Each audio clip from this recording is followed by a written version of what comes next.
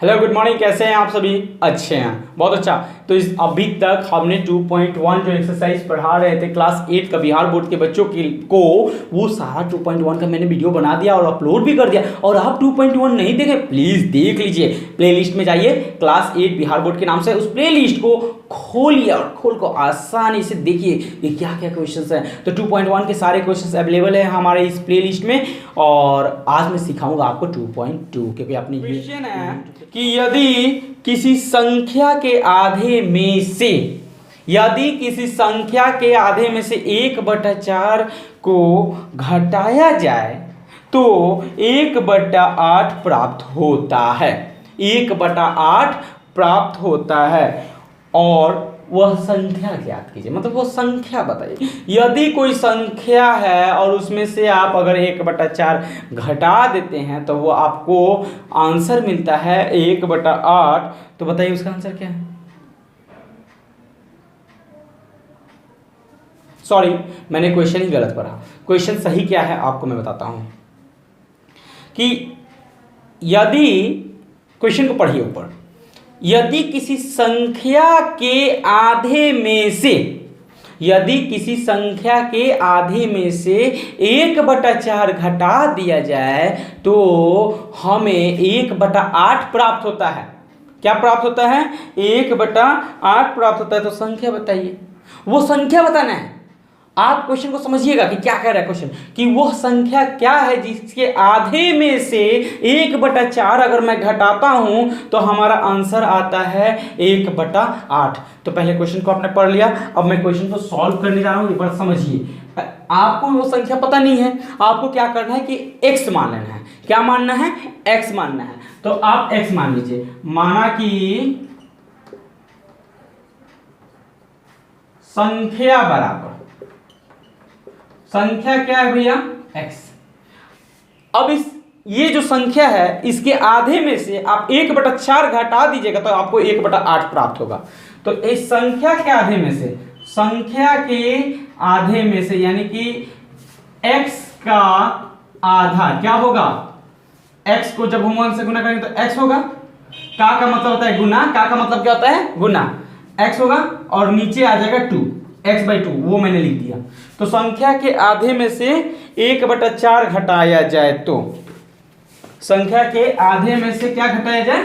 1/4। मैंने 1/4 भी घटा दिया। फिर उसका आंसर आता है 1/8। उसका आंसर क्या आता है? 1/8। अब आपको करना क्या है, इस इक्वेशन को सॉल्व करना है। ये इक्वेशन बन गया है, समीकरण बन गया, इस समीकरण को सॉल्व करना है। देखिए ये जो है 1/2 है, सॉरी 1/4 है। ये क्या है? 1/4, वो भी -1/4। आपको क्या करना है कि -1/4 को दूसरे तरफ भेज दीजिए, क्योंकि आपको x का मान निकालना है। आपको वो संख्या निकालना है, वो संख्या है कौन। तो देखिए -1/4 को मैंने दूसरे तरफ भेजा, x/2 1/8 -1/4 जब इधर आया तो हो गया +1/4। बात को समझिएगा। अब एक स्टेप और लेते हैं हम, ये रहेगा x/2। यहां समझिए, 8 और 4 का लघुत्तम निकालना है। क्या निकालना है? 8 और 4 का लघुत्तम। तो 8 और 4 का लघुत्तम क्या होगा? 2 के टेबल से कटेगा, 2 चौका 8, 2 दूना 4। फिर देखिए 2 ही से कटेगा, 2 दूना 4, 2 एकम 2, फिर 2 एकम 2 और ये हो गया 1। यानी 8 और 4 का लघुत्तम जो हमने निकाला वो क्या आया? ये देखिए 2 दूना 4, 4 दूना 8।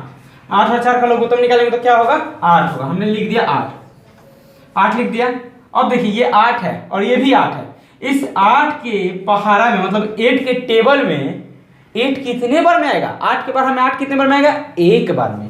तो 1 का 1 ही रहने देंगे। ये देखिए 4 है, इस 4 के पहाड़ा में 8 कितने बार में आएगा? 2 बार में। तो हमने 1 में 2 से मल्टीप्लाई कर देना है। बात को समझिएगा।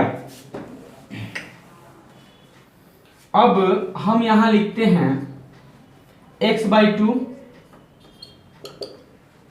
2 एकम 2 और 1 + 2/8। x/2 2 1 3/8। Therefore x is equal to 3/8। देखिएगा ये नीचे है तो ऊपर जाके क्या करेगा, गुना करेगा। नीचे यानी कि भाग दे रहा था, जब एक तरफ भाग दे रहा था दूसरी तरफ क्या करेगा, क्या करेगा, गुना कर देगा भैया। एक तरफ भाग देता है तो दूसरी तरफ गुना करेगा। अब गुना कर दिया, अब देखिए ये 2 जो है ना, ये 2 8 को आसानी से काट देगा। 2 1 जा 2 और 2 4 जा 8। Therefore x is equal to 3 1 जा 3 और अपॉन 4, 3/4। आंसर क्या होगा, x का मान होगा 3/4।